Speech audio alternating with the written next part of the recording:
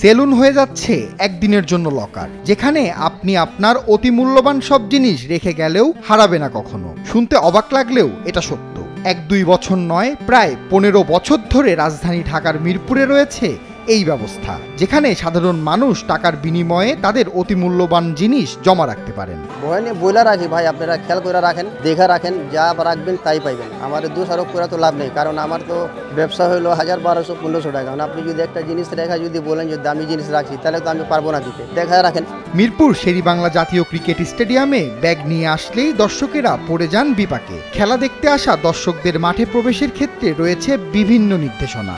নিরাপত্তাজনিত কারণে ব্যাগ নিয়ে মাঠের ভেতর প্রবেশ করতে পারে না দর্শকেরা। তখন মূল্যবান জিনিসপত্র থাকা ব্যাগটি কি করবেন সেটা নিয়ে পড়ে যান চিন্তায়। তবে সেই চিন্তার অবসান ঘটিয়েছে কিছু মানুষ। অবশ্যই আমরা প্রত্যেকটা ব্যাগ চেক করে রাখি এবং তার ভিতরে অবৈধ কোনো মালামাল আছে কিনা, অবৈধ কোনো জিনিস আছে নাকি। যদি এই ধরনের কোনো জিনিস থাকে তাহলে সেই ক্ষেত্রে আমরা এটা অ্যালাউ করি না। স্টেডিয়ামের সামনে থাকা সেলুনকে বানিয়েছেন লকার। খেলা চলাকালীন সময়ে সেলুনে হয় না তেমন কাজ, এক প্রকার অবসর সময় কাটান নরসুন্দররা। তাই সেই সময়ে কিছু অতিরিক্ত আয় করতেই অনেক বছর ধরে এই ব্যবস্থা চালু রেখেছে তারা। এখন তাদের দেখা দেখি অন্যান্য দোকানেও এই ব্যবস্থা চালু করা হয়েছে। টেনশনে ছিলাম প্রথমে, কারণ আমার সাথে একটা ব্যাগ ছিল বা ওই সেলফি স্টিক ছিল। আমি ভাবছিলাম যে ভিতরে যে ছবি টবি তুলবো, কিন্তু পারি না। আর তখন আমার বের করে দেওয়া হয়েছে। বের করে দেওয়ার পর আমি চিন্তা করলাম যেগুলো কোথায় রাখবো, খুবই টেনশনে ছিলাম। কিন্তু মনে করেন যখন আমি আপনাদের এই জায়গাটা পাইছি বা আপনাদের নিজস্ব এই প্রোডাক্টগুলো রাখার জন্য জায়গাটা পাইছি, এই জন্য আমার কাছে খুবই ভালো লাগতেছে।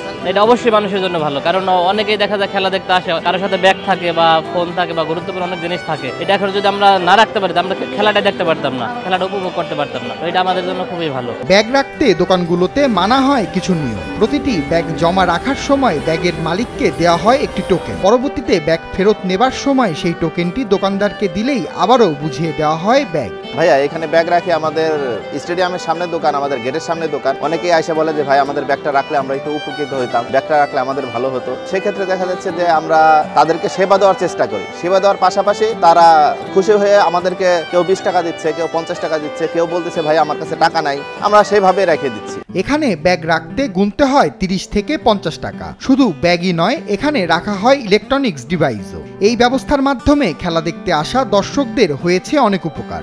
এখানে ব্যাগ রাখার ফলে ব্যাগের মালিকের মাথায় আর থাকে না কোনো চিন্তা। আমি এই ব্যাগটা বরিশাল থেকে গেঞ্জি পরে আসছি, তখন এখন আমার ওই গেঞ্জি চেঞ্জ করে আমি জার্সি পরছি আর কি। এই জন্য ওই গেঞ্জিটা ওই ব্যাগের মধ্যে থুয়ে আর কি এইখান থেকে যাইতেছি। বিশ্বাসের উপর রাখি আর রাখছি আর কি। জি, টোকেন দিছে, টাকা দিলাম, বিশ্বাসের উপর রাখলাম আর কি।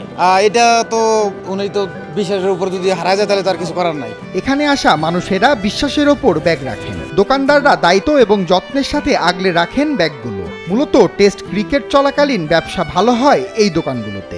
লোকজন আসে, দূর দূরান্ত থেকে লোকজন আসে, কুমিল্লা আসে, রাজশাহী আসে, রংপুর আসে, বেশিরভাগ বরিশাল, রংপুর, এখান থেকে লোকজন আসে। ওরা দূর দূরান্ত থেকে আইসা কাপড় চোপড় নিয়ে আসে, ব্যাগ নিয়ে আসে, রাখে। এই দোকানগুলো কেবলমাত্র ব্যাগ রাখা এবং এটি সুরক্ষাই নয়, তৈরি করেছে ব্যবসার এক নতুন ক্ষেত্র। সুপন শিকদার, নিউজ 24।